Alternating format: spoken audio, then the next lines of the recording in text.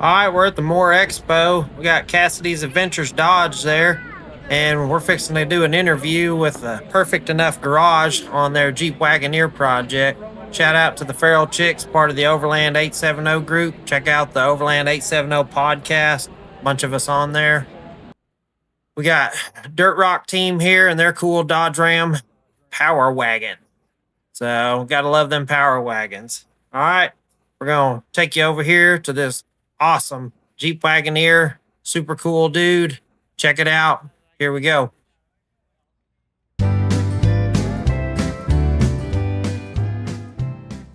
All right, we're with Perfect Enough Garage today, and he's going to give us a little walk around on his cool old, I guess this is what considered a Grand Wagoneer. yeah, there you go. Yeah, so the quick and dirty here, because I can talk all day, but to give you the rundown, it's 1989 Jeep Grand Wagoneer. It's LS swapped.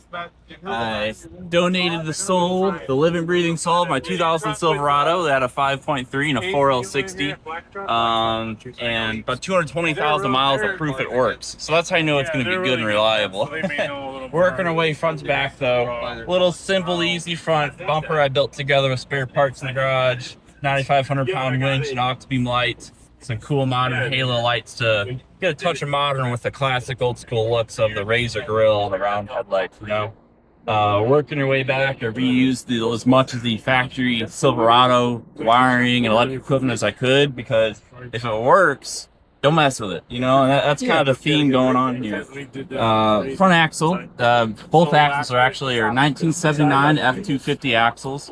The front is a Dana 44 high pinion, and the rear is a Dana 60. The magic of the 78 and 79 F250 axles with the full-size Jeep frames is that they have the same spring perch width. And so they line up and they're pretty much a bolt-in. So you get a spring over axle front and a nice beefy axle out and back. And it's really easy to then add high steer like I did. So my steering linkages are up above my pumpkin and above the leaf springs. So it's all nice and tucked away. That's a good tip to know, because I've actually been looking at one of these and thinking about buying it to build out, and I didn't realize that. So yeah, they definitely saved me a lot of fab work, and I landed these axles for like $450 in Marketplace. So it's a decent deal. And these ones have, since they're the F250, they've got the dual piston front disc brakes, as well as I think it's like a 14 or 11-inch diameter by 3-inch wide rear drum. So these things have great stopping power for the weight of this vehicle. I'm not sure how much it weighs quite yet. It's on the list to check, but I definitely added some pounds with the goodies I put in here. But it's totally worth it because it's really fun to drive. Functional cowl hood scoop. The reason I did that is so I could use my convoluted piping made again of scrap parts to run actually I think it was like a C5 or C6 Corvette air filter. Hey, whatever works. With that cowl, I've got cold fresh air coming in when I'm moving, and eventually I'm going to add some sort of box to seal it off, because that's a nice high up, out of the way, away from water, and a little bit less dust as you get a little bit higher up. There you without go. having to go for the full, more modern snorkel look, and without having to cut up my fenders, which I already did here. I took a good like 4 inches or so off this fender, and this is the test sample. I'm thinking about painting the car green someday. Yeah. Between this Rust-Oleum Hunter Green and Rust-Oleum Dark Hunter. I got you. The dark's a little bit darker than this, and I think that with a black stripe down the side would have really slicked and my speed. One of the ideas for my truck is the red Rust-Oleum like this, and I'm going to run the black stripe like the Power Wagon over there down the bottom of it. So I thought about doing something like that. So. Some sort of stripe, I think it would make this thing just have a little bit more character. I mean, it exudes character, but a little more ain't going to hurt. Interior wise, I've got some BJ's off-road ABS door panels, some Kicker 6.5s in front with 6x9s in back. Stopped by my favorite local junkyard and got some 2013 Jeep Liberty Limited seats out of the front. Eventually I'll put it in the back as well. And tailing behind that 5.3 and the 4L60 is an MP241C transfer case. I got that out of like a 95 or so half-ton Chevy. What that gets you is a driver drop, which matches the front axle, as well as a mechanically shifted transfer case, as opposed to the electronic shift you would have on the 2000 Silverado. And it bolts right up. Since just changed generations, both those trucks had a 4L60 with the same spline output. The only modification I did to the transfer case was a slip yoke eliminator kit from Tom Woods. And then off of that, I've got 1350 Tom Woods shafts, front and rear. and those things are fantastic. They've been great. While I was there, I also reused the shifter from the donor car, so everything works as it should. It's real nice, positive feedback, gets in gear and stays in there. Yeah, I'm thinking about converting my transfer case over to a driver's drop also, and I hadn't even thought about using the Chevy stuff. That's a good idea right there. Yeah, So, the Jeep stuff just had a little bit of different amount of throw, and that yeah. shifter, I mean, everything's there. And when it's in low range, I added a simple little ground toggle switch to tell the computer, hey, you're in low range, change your shift points. Rather than doing all the extra wiring and detents from the transfer case, just right there, just flick it over, you're good to go. Hey. Continuing back, like I said, the rear seat stocks. There's not a whole lot extra to look back there. It still doesn't match. I will put in the rear seat from the donor car eventually. Over here, this catches a lot of people's eyes. It's a dual tank car. So originally the vehicles had a saddle tank located about hereabouts, and it holds around 28 gallons or so. And that's a good amount of range, but with overlanding and off-roading, the more range you got, the better off you are, because sometimes you might not come across a gas station where you're going.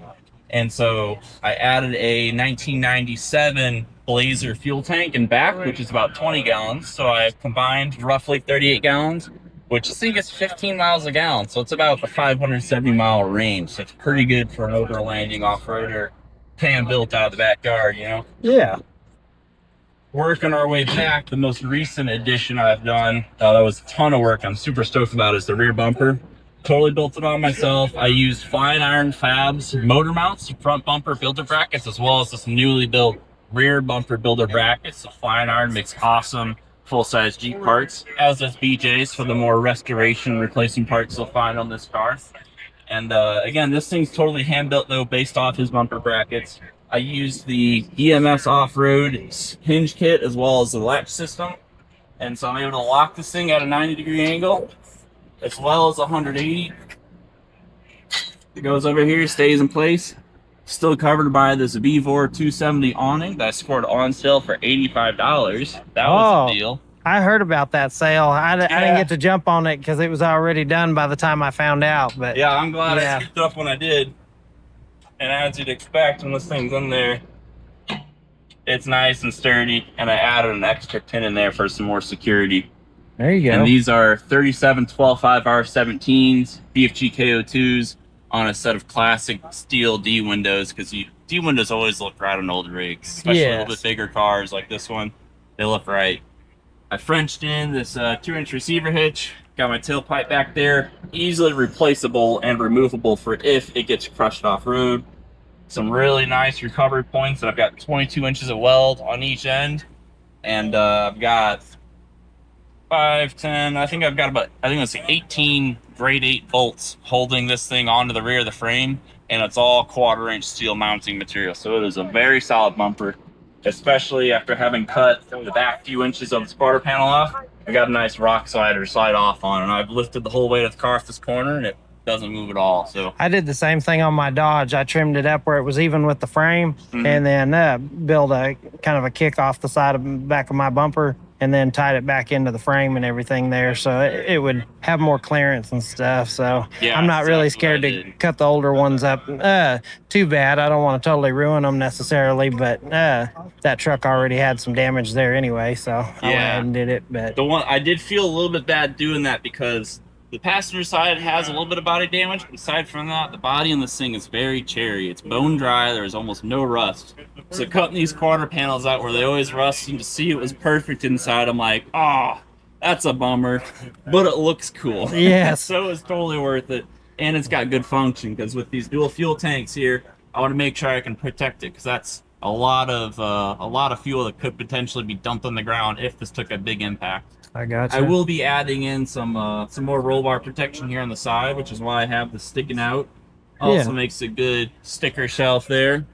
Perfectenoughgarage. Got a little bit of YouTube, mostly Facebook, Instagram, and a little bit of TikTok. I'll make sure I get you a couple of those on your way out here. And a 63-inch Chevy spring in the back to finish up the suspension there. I think that's most of the cool stuff. I do have the Cosmetic fridge in there. I love that thing, because they'll tent out and back. It makes for great living quarters. And with the size of the tailgates on these cars, you got a lot of room to work with when it comes to cooking your meals and Yeah, living your that's life. a lot of real estate there. Yeah, all sorts of space.